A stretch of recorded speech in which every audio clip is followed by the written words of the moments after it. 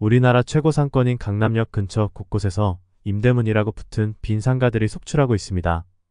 어쩌다 하나 있는 게 아니고 강남역 근처 골목 상가의 경우 두세 상가 중에 한 곳이 텅텅 비어 있습니다. 안녕하세요. 누구나 집에 나이키 신발 한 두 컬레 있을 겁니다. 어렸을 때 나이키 운동화는 꼭 받고 싶은 선물이었습니다. 세계적인 스포츠 용품 업체 나이키가 상장한 지 43년 만에 처음으로 주가가 9일 연속 하락하며 사상 최대 위기를 맞고 있습니다. 나이키는 생산 공장을 가지고 있지 않고 OEM 즉 주문자 상표 제작 방식으로 생산합니다. 중국, 베트남 같은 인건비가 저렴한 제3국의 생산 공장에서 생산된 것을 나이키 상표를 붙여 판매하는 형식입니다. 세계적인 의류용품 기업 나이키 주가는 5년 최저점으로 급락하고 있습니다. 시가총액 17조 원이나 증발했습니다. 중국 소비 침체로 인한 재고 증가가 가장 큰 문제입니다.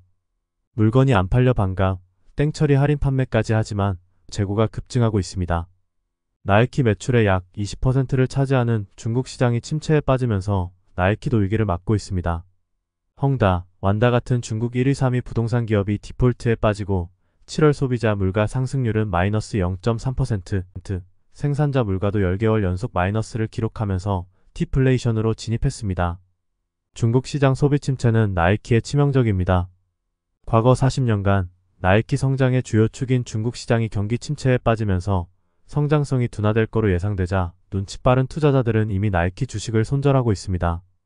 나이키 주가가 40년 만에 급락하고 재고 급증하는 문제는 단순하게 나이키 한 기업의 실적 문제가 아닙니다. 세계 1위 의류업체의 재고가 지속적으로 급증하는 문제는 소비자들이 지갑을 닫았다는 얘기고 있는 경기 침체, 대공황의 전조 증상입니다. 세계 공장 역할을 하고 있는 중국, 베트남 같은 제조국에서 미국, 유럽 같은 선진국의 수요 부진으로 생산량이 급감하고 재고가 급증하며 대량 해고로 이어지고 있습니다. 대공황, 경기 침체의 주요 원인은 수요의 부족입니다. 공급은 많은데 아무도 사지 않으니 할인을 해서 팔아도 재고가 증가하기 때문입니다. 재고 증가하니 기업들은 돈이 없어 직원을 줄이고 직원들은 일자리가 없으니 돈이 없어 소비를 더 줄이며 경제가 악순환에 빠지게 됩니다. 이렇게 경기 침체, 대공황으로 경제가 나락으로 떨어집니다.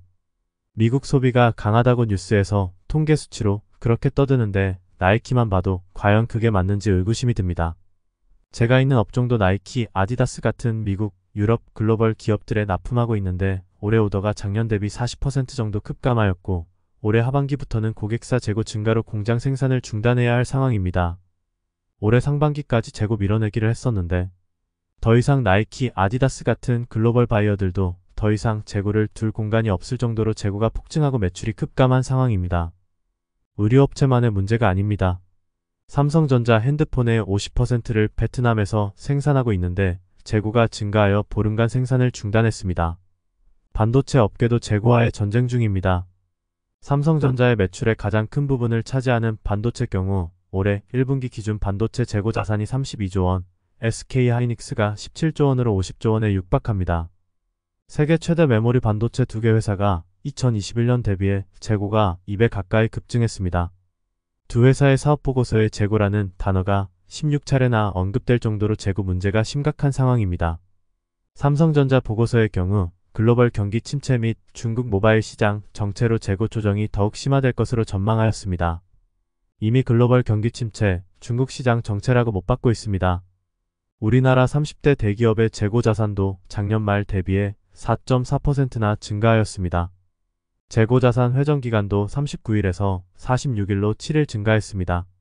재고자산 회전기간은 제품 생산 후 판매되기까지 걸린 기간을 말합니다.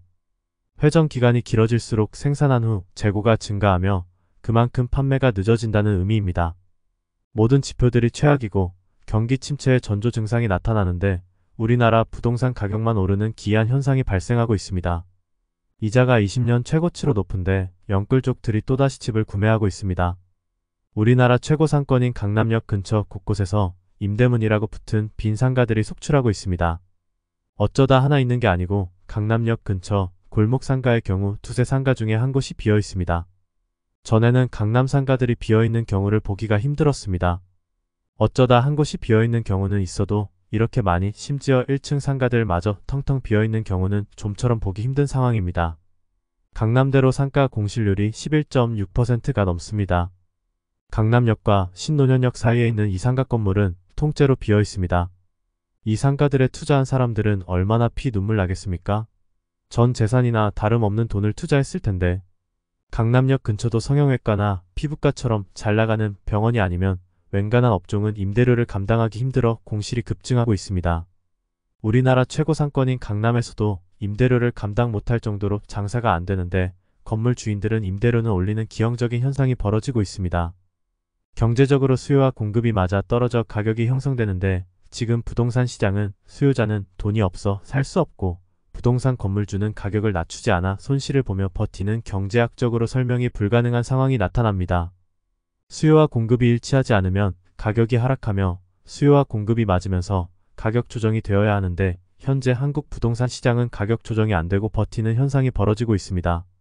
정부는 미국보다 기준금리를 2.5% 이상 낮게 유지하고 대출 규제까지 풀어주면서 자금 여유가 있는 강남 건물주들이 버티기에 들어간 것 같습니다. 퇴직 후에 상가를 분양받아 월급처럼 매달 월세를 받아 생활을 하려고 하는 분들이 많은데 정말 조심하셔야 합니다. 아니, 잘 모르시면 그냥 투자하지 마세요. 상가는 퇴직자의 무덤이다 라는 말이 있습니다. 강남 상권마저 이런 상황인데 세계 최저 출산율 국가에서 인구도 줄어들며 부동산을 살 사람이 없습니다. 우리나라의 경제 성장률이 1%대로 아시아 46개 국가 중 최하위이고 중국, 미국, 유럽 등 전 세계 경기 상황이 최악입니다. 세계 최고의 의류기업 나이키가 수익이 급감하고 재고가 폭증하고 삼성전자를 비롯한 우리나라 대기업들이 장사가 안 되어 더 이상 쌓을 공간이 없을 정도로 재고가 급증하고 있습니다. 물건이 안 팔리고 경제가 성장을 하지 못하니 부동산을 살 돈도 없습니다.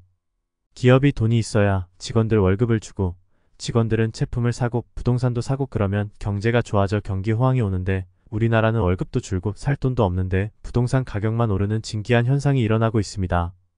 돈도 없고 부동산 살 사람도 줄어드는데 부동산 가격이 과거처럼 오른다고 생각하고 묻지마. 투자하면 큰일 납니다. 평생 피땀으로 번 돈, 퇴직금 날리는 건 순간입니다. 퇴직자의 무덤이라고 불리는 상가 투자, 지식산업센터 정말 신중하게 투자하셔야 합니다. 부동산 투자 정말 조심하셔야 합니다. 돈이 좀 있는 부자들도 부동산 잘못 투자했다가 한방에 알거지 되는 일들이 벌어지고 있습니다. 이거 정말 조심하셔야 합니다. 올해 3월 강남구 역삼동 5층짜리 꼬마 빌딩을 120억에 매수한 A씨는 6월부터 임차인을 구하지 못해 밤잠도 제대로 못 자고 있습니다. 매수한 지 3개월 만에 빌딩을 통임대하던 임차인이 나가버렸기 때문입니다. 통임대는 한 임차인이 건물을 통째로 빌리는 경우를 말하죠. 통임대로 건물을 살 때 공실률이 0%라는 부분이 매우 매력적이어서 A씨는 너무 기쁜 마음에 바로 계약을 했습니다. 하지만 통임대는 임차인이 계속 있으면 정말 좋지만 만약 나가게 되면 공실률이 100%가 되기 때문에 투자할 때 정말 주의해야 합니다. 한 명의 임차인에게 의존하기 때문에 그 임차인이 변심하면 리스크가 매우 큽니다. 강남 핵심 입지 120억짜리 건물의 수익이 수개월째 0원인데 매월 나가는 관리비와 이자 비용만 수천만 원 마련하느라 A씨는 정말 죽고 싶은 심정입니다. 최근 강남에서 꼬마 빌딩 주인이 바뀐 뒤 몇 달 만에 임차인이 먼저 계약을 해지하는 사례들이 늘어나고 있습니다. 요즘같이 경기가 최악이고 공실이 넘쳐나는 상황에서 공실률이 0%라는 건 투자자 입장에서는 결코 거부할 수 없는 매우 매력적인 조건입니다. 일반적으로 임차인은 건물주가 바뀌어도 본인이 투자한 권리금, 인테리어 등 비용 부담 때문에 투자금을 회수하기 전까지 계약을 유지하려고 하는 것과 상반되는 상황입니다. 제가 여러 영상에서도 언급했지만 강남 이면도로에 있는 중소형 빌딩 상가들도 곳곳에 임대문에 광고가 붙어 있습니다. 심지어 1층 상가에도 수년째 붙어 있는 경우가 허다합니다. 공실이 지속되다 보니 건물주들의 임차인 유치 경쟁이 치열하고 강남도 예외가 아닙니다. 임차인을 잡기 위해 시설비 지원, 1년 무상임대 등 더 좋은 조건을 내세워 찾거나 임차인이 좋은 조건을 내세우며 먼저 계약 해지를 요구하는 경우들도 많습니다. 작년 8월 거래된 서울 서초동 5층짜리 빌딩도 같은 케이스입니다. 매각 당시에 한 회사와 월 3천만 원의 통임대 계약을 한 상태였는데 주인이 바뀌자 계약 해지 통보를 했습니다. 최근 월 2,400만 원의 임대료를 낮춰 내놨지만 아직까지도 임차인을 찾지 못하고 있습니다. 에어컨 등 시설이 모두 갖춰진 신축 빌딩이라 임차인이 바로 구해질 줄 알았지만 2,400만 원에도 찾는 사람이 없습니다. 부동산 컨설팅으로 유명한 한 유튜버가 비싼 임대료로 통임대할 임차인을 구해 빌딩 가치를 부풀린 뒤 매각했다는 의혹도 제기되고 있습니다. 상가건물 임대차 보호법상 주인이 바뀌면 임차인은 계약기간과 상관없이 계약 해지를 요구할 수 있습니다. 이런 부분을 악용한 사례로 보입니다.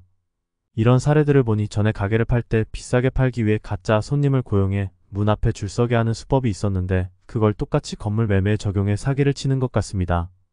부동산 투자 정말 신중하게 하셔야 합니다.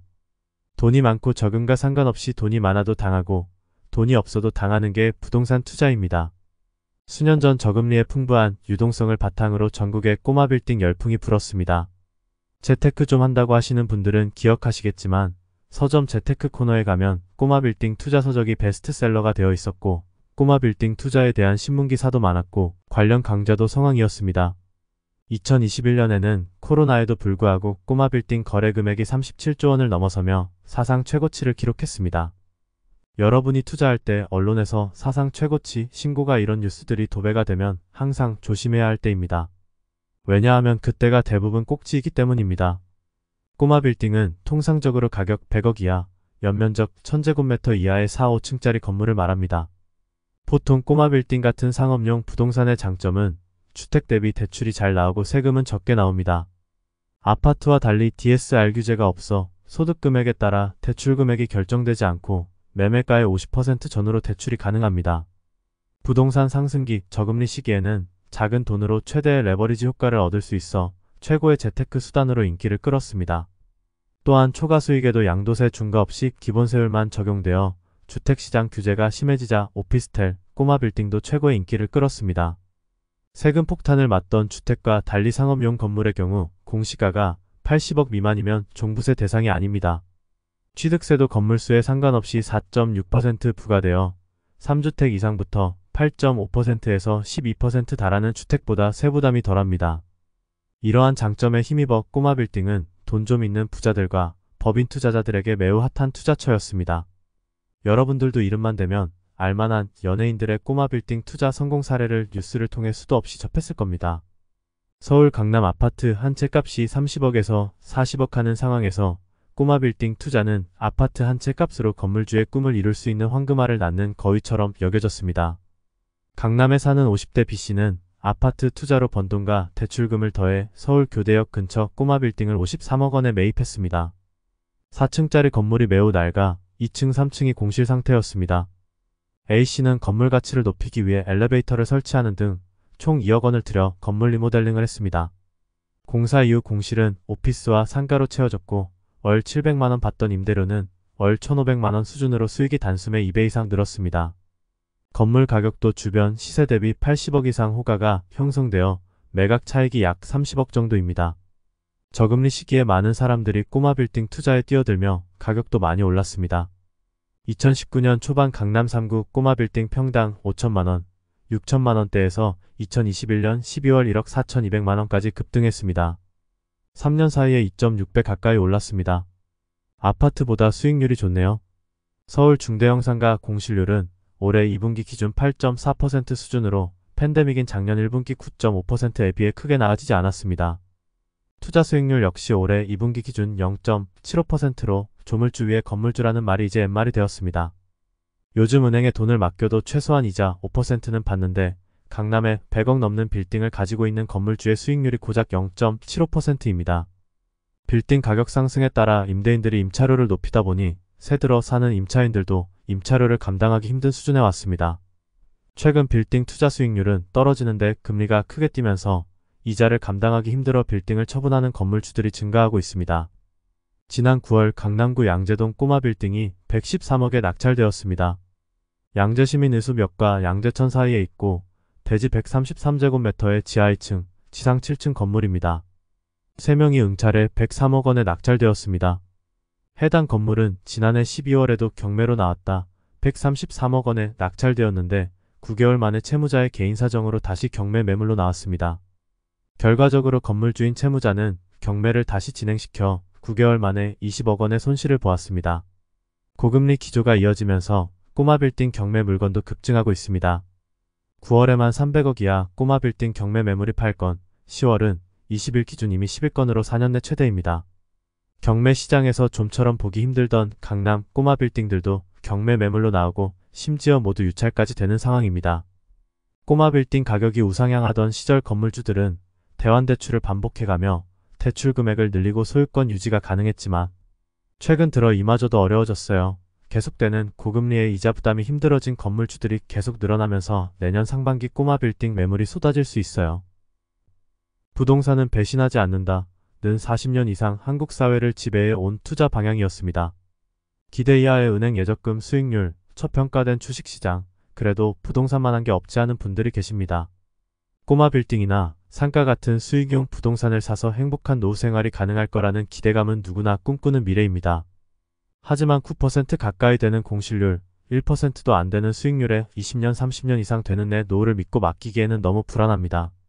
저출산과 고령화, 온라인 거래와 배달이 활성화되며 상가 수요는 구조적으로 줄어들고 있는데 공급은 계속 증가하고 있습니다. 강남 상가조차도 장사 안 되어 폐업하고 공실이 속출하고 있습니다. 상가, 꼬마 빌딩 공실률이 증가하고 수익률이 하락하고 있어 입지와 임대 수익률 등을 꼼꼼히 따져서 투자해야 합니다. 또한 자산 포트폴리오도 안정성에 무게를 두고 짜야 합니다. 특히 요즘처럼 주식시장, 부동산 시장 모두 안 좋고 이자율이 오를 때에는 예적금을 들거나 현금을 확보해두고 다음 투자 기회를 기다리는 것도 좋은 투자입니다. 자기의 돈은 자기가 지켜야 합니다. 빨리 경기가 살아나 중소상인분들, 기업인들 모두 잘 되었으면 좋겠습니다. 기업은 힘들고 개인은 돈이 없는데 부동산만 계속 공급하고 가격이 오르는 이 상황이 저는 맞지 않다고 생각합니다. 세계적인 투자가 워런 버핏이 이런 말을 했습니다. 원칙 1. 절대로 돈을 잃지 마라. 원칙 2. 절대 1번 원칙을 잊지 말아라. 첫째도 둘째도 잃지 않은 투자를 해야 합니다. 특히 버는 돈보다 쓸 돈이 많은 50대, 60대의 한 번의 실수는 노후 파산으로 이어지기 때문입니다. 김부자TV를 구독하시면서 경제 공부를 통해 절대 잃지 않는 투자, 내 돈을 지키는 투자하는 것을 추천드립니다. 여러분 부자 되시기 바랍니다. 구독, 좋아요 지금 꾹꾹 눌러주세요. 고맙습니다.